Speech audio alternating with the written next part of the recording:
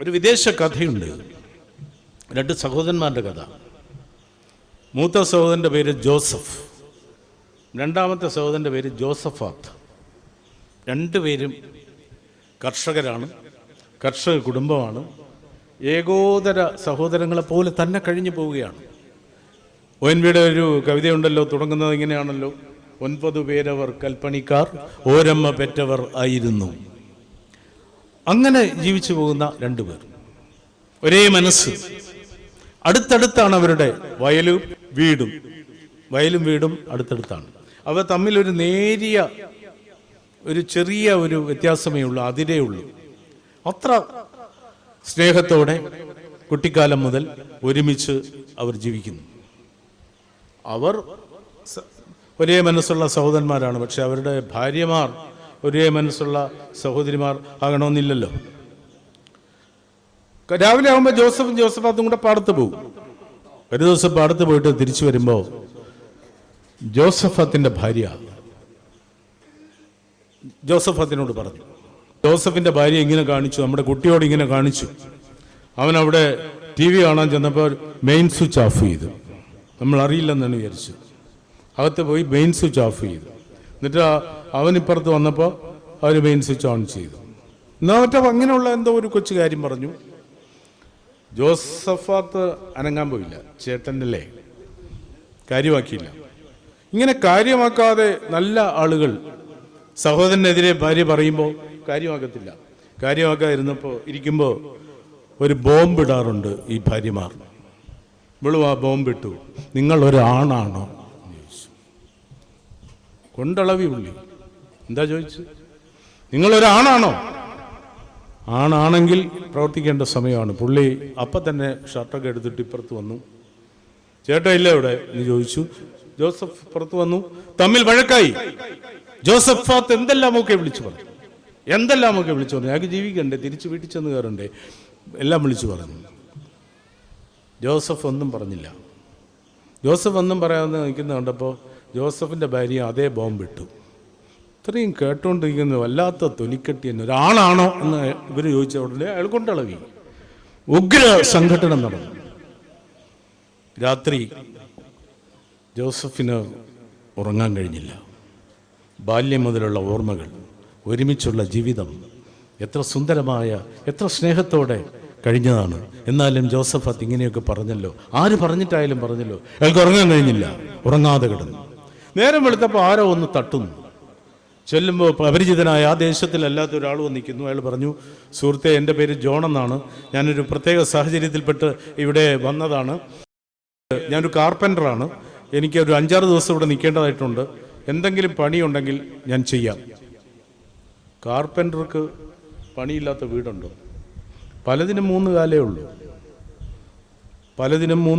ഉള്ളൂ. പലതിനും സ്ക്രൂ ഇല്ല, നട്ടളകി കിടക്കുന്നു. പുള്ളിക്കാരനുൾപ്പെടെ നട്ടളകി കിടക്കുന്നു. ഇങ്ങനെ ഒരുപാട് പ്രശ്നങ്ങൾ ഉണ്ട്. അപ്പോൾ ജോസഫ് പറഞ്ഞു, എന്തായാലും വന്നത് നന്നായി. ജോൺ, ആ കിടക്കുന്ന മരക്കഷ്ണങ്ങൾ കണ്ടോ കൂട്ടിയിട്ടിരിക്കുന്ന? അതെടുത്ത് ഒരു വേലി കെട്ടണം. അവിടെ കുറുകെ ഒരു വേലി കെട്ടണം. 14 അടി പൊക്കത്തിൽ കെട്ടണം. എന്തോ 14 അടി പൊക്കത്തിൽ കെട്ടണം. അപ്പുറത്തെ ശത്രു രാജ്യമാണ്, അപ്പുറത്തെ ശത്രുവാണ് താമസിക്കുന്നത്. 14 അടി പൊക്കത്തിൽ കെട്ടണം. അപ്പുറത്ത് താമസിക്കുന്നത് നിങ്ങളുടെ സഹോദരനല്ലേ? ഇങ്ങോട്ട് വരുമ്പോൾ ജംഗ്ഷനിൽ ആരോ പറഞ്ഞു അവർ ഐക്യമായിട്ട് കഴിയുന്നതാണ്, സഹോദരന്മാരാണ് എന്നൊക്കെ പറഞ്ഞായിരുന്നല്ലോ. എന്നാൽ അവൻ എൻ്റെ സഹോദരനല്ല. ഇന്നലെ സന്ധ്യ മുതൽ അവൻ്റെ സഹോദരനല്ല. നിങ്ങൾക്ക് പറ്റുമോ? പിന്നെന്താ, 14 അടി പൊക്കം, 14 അടി പൊക്കത്തിൽ ആ വേലി കെട്ടണം. പിന്നെ മരകഷ്ണങ്ങൾ എന്തെങ്കിലും വാങ്ങണോ? അയാൾ അഡ്വാൻസ് കൊടുത്തു. സാധനങ്ങൾ മേടിച്ചോളൂ, ഞാനിന്നിവിടെ കാണത്തില്ല, നാളെ വൈകുന്നേരം എത്തുള്ളൂ. കുറച്ച് വിത്തും സാധനങ്ങളൊക്കെ വാങ്ങാൻ വേണ്ടി ഞാൻ നഗരത്തിലേക്ക് പോവുകയാണ്. അയാൾ പോയി. പിറ്റേന്ന് വൈകിട്ട് എത്തിയപ്പോൾ പണിയെല്ലാം കഴിഞ്ഞിരിക്കുന്നു. ഈ വന്ന ജോൺ എന്ന് പറയുന്ന ആള് അയാളുടെ ടൂൾസ് എല്ലാം എടുത്ത് ബോക്സിലിടുന്നു. പണി കഴിഞ്ഞു. എല്ലാം കഴിഞ്ഞു. പെട്ടെന്ന് ഈ വേലി കാണാനായിട്ട് ചെന്ന് അയാൾ ഞെട്ടിപ്പോയി.